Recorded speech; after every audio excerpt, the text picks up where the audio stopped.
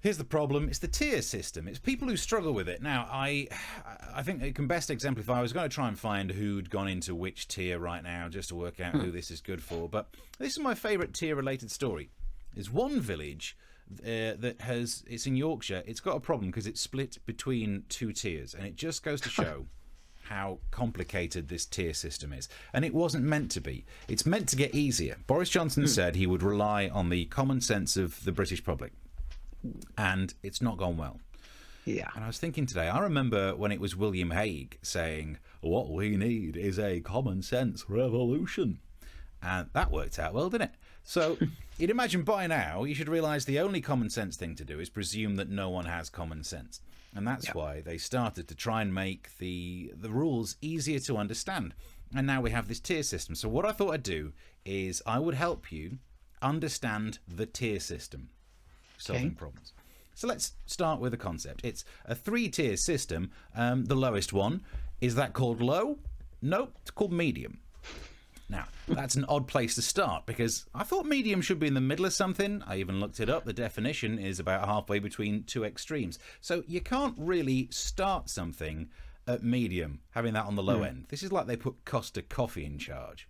It's really, if they think you can just start off with medium, the government would ruin fairy tales. Are you sitting comfortably? Then we'll begin. Once upon a time, Goldilocks went into the woods and fucked over one bear. The end.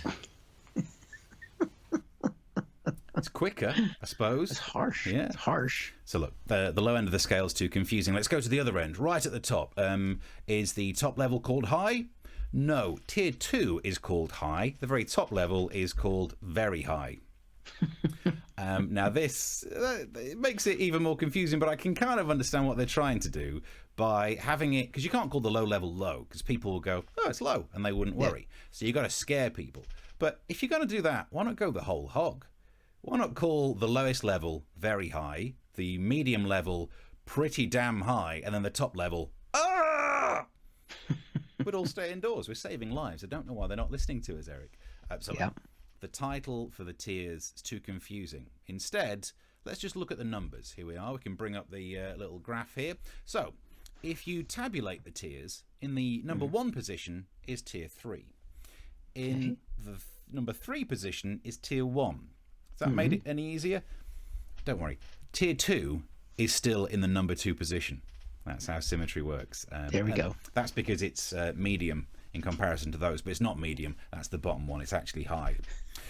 So let's look. Now you understand which tier you're in. Let's look to see what kind of rules we're dealing with. Tier 1, normal rules. They could have called it normal, and that just would have been too easy. So of course they're not going to do that. Tier 2 has extra rules. You're not allowed to meet up indoors with any other families. That has already led to a 400% increase in people buying patio heaters and fire pits. And I love this because it's so nice to already know what Greta is going to moan about next year.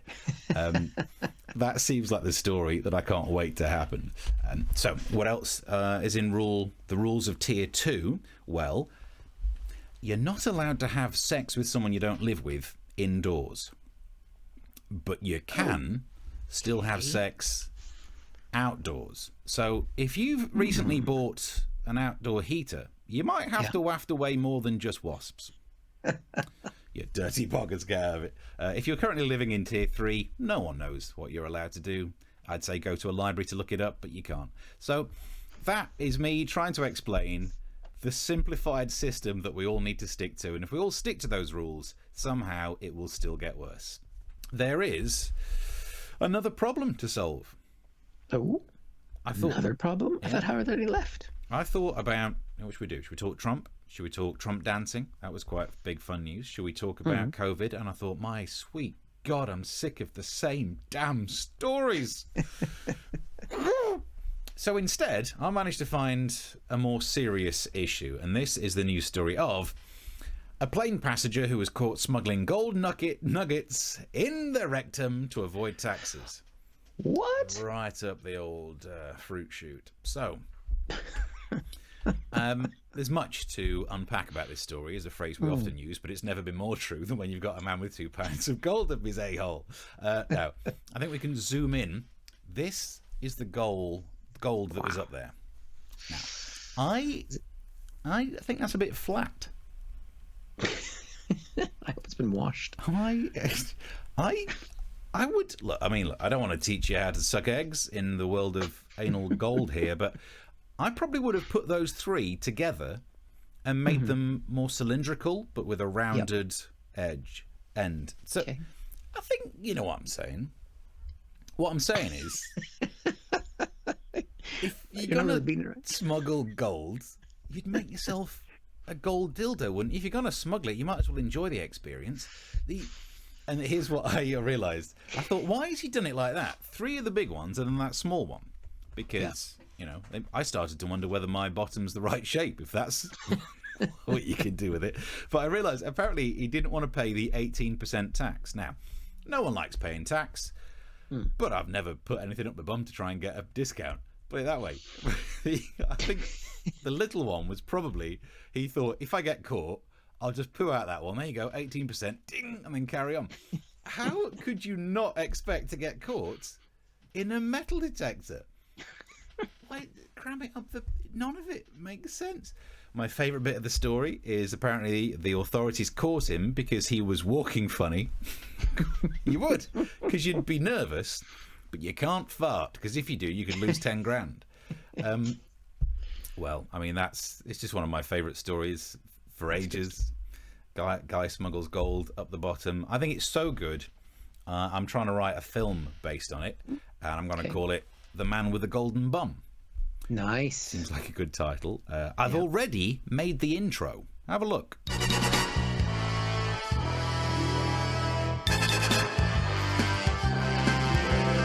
He's got an arse full of metal. He's worried his ring piece will drop. His ass weighs close to a ton. The man with the golden bum. Cramming it up nature's pocket. He's got many ingots up there. Getting it back won't be much fun. The man with the golden bum. It's in his bum. His ass is done. His golden bum.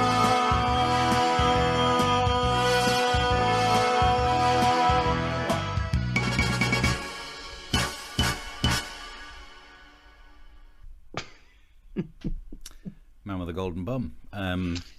Well done. On reflection, I realised if I could go back and redo that sketch, the only thing I would have done is when you get the blurred out, I should have made it brown, not red. That just would have been. I think red is an appropriate color for that experiment. I think it could.